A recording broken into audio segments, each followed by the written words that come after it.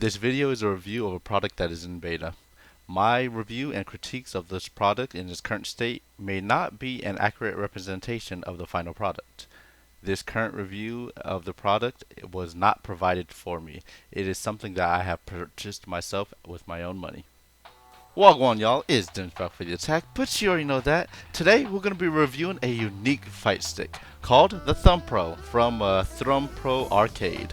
This controller was created for what I assume to provide another peripheral option for people who are transitioning from pad or gamepad over to a fight stick, but I guess using a D-pad?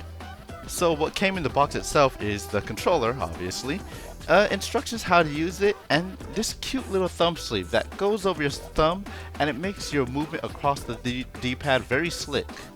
Let's see, but for the controller, the material that it's made out of is some kind of hard plastic. It kind of feels like wood, but the handle for it is definitely 3D printed. It's got a real solid feel to it. I like it a lot. Also, the handle can be locked into a few different positions for whatever's more comfortable for you to hold. But as per the instructions, you should lock the handle whenever you're playing with it, but keep it unlocked whenever you are moving or storing it. So I've been playing with this stick for, at first it was a few weeks only, but then it turned to a few months. But I do have some thoughts and opinions on it. Keep in mind, mostly all of this will be focused on what can be improved upon for the final product. So here are my few critiques. First of all, the action buttons, or the 8 face buttons. They came stock as the cheap clicky buttons that take a heavy press for actuation. I hope I got that right. These buttons, I really like them, but mostly for like menu buttons, like your start, select, and your home buttons. For the main action buttons, I would definitely advise against it. Now, I do understand that mostly this was probably done to save cost or keep the cost low, because this is a small business that actually made this. And, you know, I guess they do want to make profit, that's the point. But I do want it to make it known for potential customers that you most likely want to replace your action buttons for a better experience. But speaking of replacing buttons, the next thing I want to talk about is just that, replacing your buttons. In the instructions, it specifically states that this stick only takes snap-in buttons only, not screw-ins.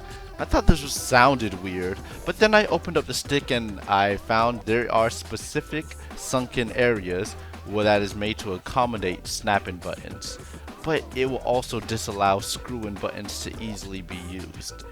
This wouldn't be a problem, but these spaces for the snap-in buttons are actually pretty difficult to fit your fingers in, and which makes the whole process of removing and replacing buttons way more difficult than it needs to be, unless you have like long nose prying tools. So I don't really like that. A follow-up thing that I feel like could be improved is actually the power cable to the controller. The cable is connected directly to the PCB, which kind of means it's not detachable, but at the same time it's only 6 feet. Now 6 feet is good at playing like at a tournament setup or playing on your desktop at your desk, but however it's not long enough to actually reach my TV. And that would definitely suck if I wasn't a person who didn't know how to actually modify my own stick and cables. And last but not least, it's more of a nitpick. On the side, there's 2 menu buttons, and the 2 menu buttons on the side is start and home instead of start and select. This is just weird to me, but you know, just a small little nitpick. So, with those 4 things aside, I went and decided to mod the stick, just to see how that goes. And here are my results. Well, first and foremost, I decided to sticker bomb the stick. I had quite a bit of stickers laying around, and I just thought, hey, it would be fun. Modding the stick was actually quite easy. I replaced the 8 action buttons with sandwalls. I switched a few wires around so I can put start and select at the side of the stick and put in the home button at the top of the stick. I actually even created a port for a detachable cable, and I added an extra button just to see, you know, how sturdy the material would be. This stick is really only held together by 4 giant Phillip head screws, which you have to cut into the bottom foam to get to, which, you know, that kind of sucks, but hey, the foam still works. Also, found out that the D-pad can be modded as well. Since it's basically a DualShock 4 D-pad, you can actually order, let's say, a Battle Beaver's replacement kit and give yourself a segmented D-pad, which pretty much, or, you know, any D-pad replacement kit that works with the DualShock 4 or the PS4. I absolutely love this fight stick and the idea that ThumbPro Arcade has with this stick. It is one of the most unique fight sticks in my collection. But would I recommend it though? I personally would say, in the current state that it is, I would recommend it only if you know how to replace buttons on a fight stick, or if you're okay with learning how to replace buttons right out the gate. The 6-foot cable can actually be easily replaced if you just open up the stick. It's a cord that takes USB Type A to USB Type B, and just make sure it's like 10 feet or longer.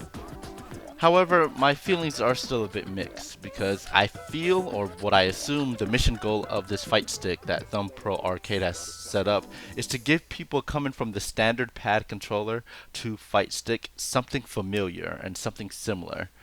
So for that to work out, I feel like it'll be better that if out of the box, the product shouldn't require any kind of modding. Which, in my opinion, to fix that, it would mean out of the box, this controller should have at least a 10-foot cable, if not detachable, and the main 8 buttons shouldn't be the cheaper clicky ones. Just for a first impression to a fight stick, that might turn a few people off if they don't know anything about other fight sticks. Anyways, TLDR, I actually love this product a lot. The main improvement I will ask for is that the stick going forward probably should get a longer cable, if not detachable, and the main 8 action buttons, probably instead of the cheap clicky ones, that it should go with something like Sanwa's or just something similar. And if possible, when you go to change the mode, I want the mode to be changed for replacing buttons that would allow snap-ins and screw-ins, because right now it is really kind of difficult, especially when you don't accommodate both. Anywho, I do hope that this review had helped you make your decision on whether you want to buy a ThumbPro now or wait until later. Like I said, this product is still in beta, and I will have in the description if there's a big update or if the product actually officially comes down, as well as links to the site if you just want to buy it yourself. It's I only paid $150 for it, so it's a pretty good price, especially if you love the look of it and love the form of it. Now, I have been Dimz. If you would like to support me, those links are in the description below too. But besides that, I hope you all have a great one, and I hope this video was helpful. Take care.